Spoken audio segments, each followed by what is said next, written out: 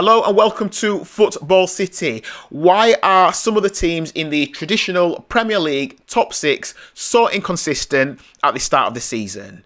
That traditional top six is made up of Arsenal, Chelsea, Liverpool, Man United, Man City and Spurs, and four of those teams just lost this weekend. Is everybody doing their best to help Arsenal? Now, if you look at that table, Arsenal are currently top. Chelsea and Man City are up there. So you're saying, well, Marcus, what you're talking about, three of that top six are currently in the top three. And you will look at the other teams there, Spurs, Liverpool, United, what is going on? But I would argue that Chelsea haven't been that amazing. Yes, they've only lost 3 games, but I don't think Chelsea have been mind-blowing at the start of this campaign. Man City are up and down, up and down. And if I think about Spurs and Liverpool and United and their defeats this weekend, match week 12, I'm thinking, which is the most embarrassing? Is it Liverpool losing 3-0 at home to Forest, who were in 19th place at the start of the day? Is it Spurs losing 4-1 to their nearest rival, and Spurs just look so poor? I mean, it was night and day between Arsenal and Spurs. Or is it Man United losing 1-0 at home to a 10-man Everton who were down to 10 men after 14 minutes, and you've got 76 minutes and United can't do anything against them? So what is going on with this traditional top six? It's inconsistency. That is what I want to talk about. This is Football City, by the way. Before I get any further into the video, if you like football, conversation, debate, content, all that good stuff, would you do me a favour? Please give the video a like and also subscribe to the channel. Would really, really love your support. I would appreciate that. So, with this inconsistent top six, or 5 of the top 6, definitely, because Arsenal, it looks like we're all trying to do Arsenal a favour and help them to run away with it. Bar Chelsea as well, who also won this weekend with a 1-0 away win at Burnley. Everyone just seems to be really, really inconsistent. I mean, looking at Man City, and how they've been playing at the start of this campaign. First game of the season, they beat Wolves, put 4 past Wolves, and you're thinking, oh, right, okay, we're all talking about Liverpool just running away with the league. Man City could be, someone to seriously worry about. But then you go watch Man City lose to Tottenham playing convincingly. Then Man City lose to Brighton. And this up and down thing that I'm talking about, Man City go and beat Man United 3-0.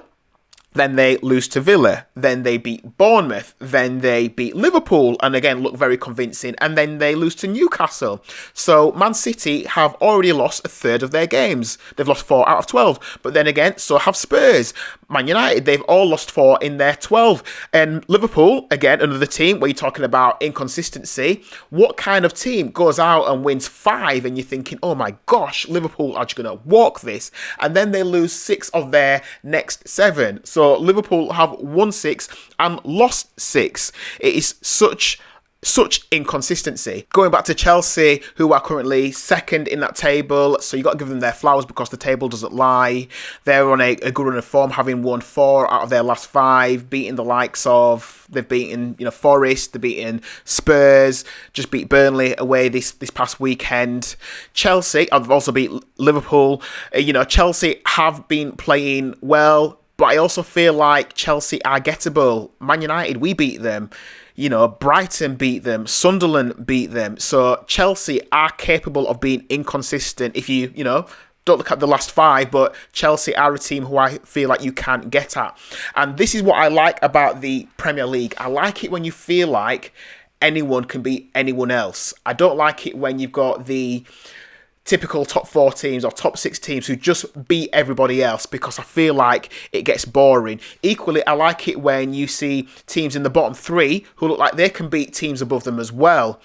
Because if you don't have that, I feel like it gets boring, because it's where is the intrigue? Where is the peril? Where is the sitting on the edge of your seat?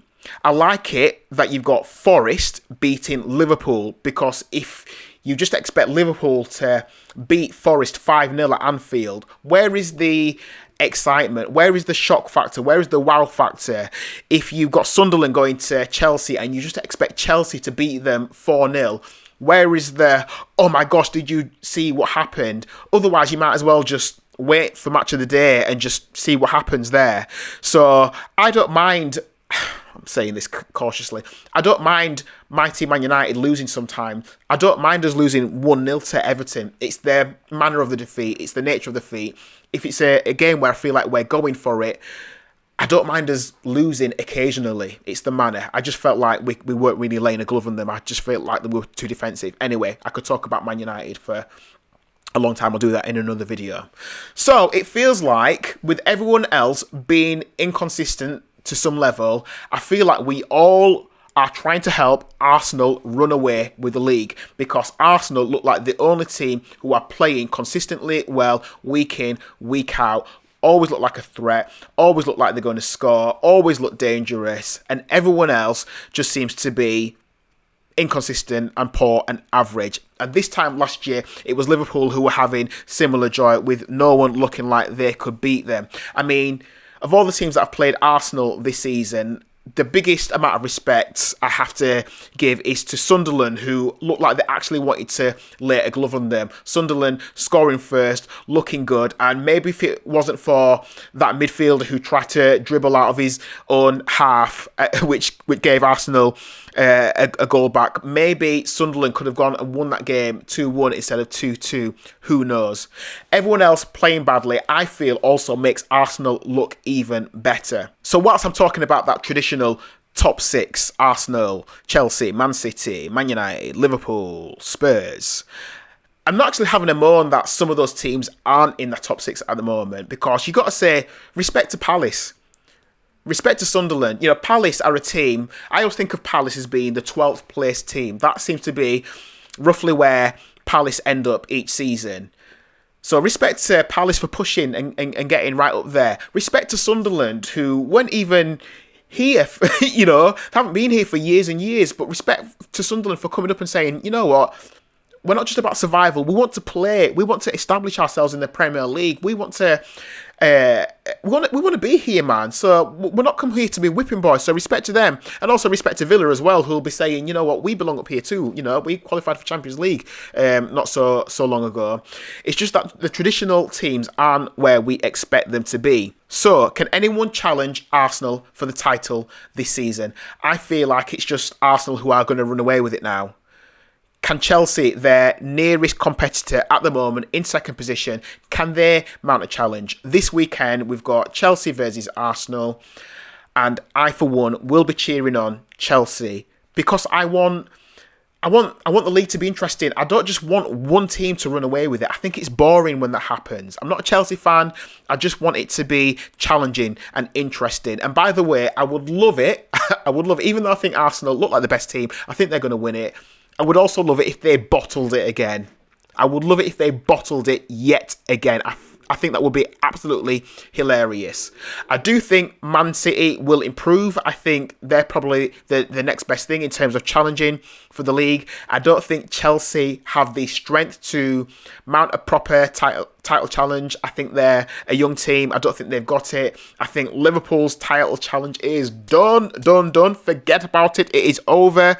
I mean, Liverpool have already lost 6 games. Liverpool, defending their title, losing this many games. If you go back and look at Blackburn, who won the Premier League in 94-95, the following season, they lost 13 games and they came 7th. You know, that was also a bad title defence. Can't remember what Leicester did. But I don't think anyone's going to challenge Arsenal. I feel like the rest of the top 6 are so inconsistent, and it's a bit of a shame. I'd like Arsenal to actually lose some games as well. I want people to step up and make the league interesting by challenging Arsenal, by seeing Arsenal lose some games as well. That will make it more interesting. So we will see what happens from now. So what do you think? Do you think anyone else can challenge Arsenal to the title, or do you also think that everyone else just appears really inconsistent? Do you feel like Chelsea have enough in the tank to challenge them for the title this season? Do you feel like Man City are still a threat? Do you think Liverpool still have a chance, even though Liverpool are currently 12th? What do you think? Let me know what you think. Leave a comment in the comment section. On your way out, please give the video a like. And like I said at the start, I would really love your support. If you love football conversation, debate, all that good stuff, please subscribe to the channel. Would really, really appreciate your support. This is Football City. My name is Marcus Lee. I appreciate your time. Thank you for watching, and I'll catch you on the next one.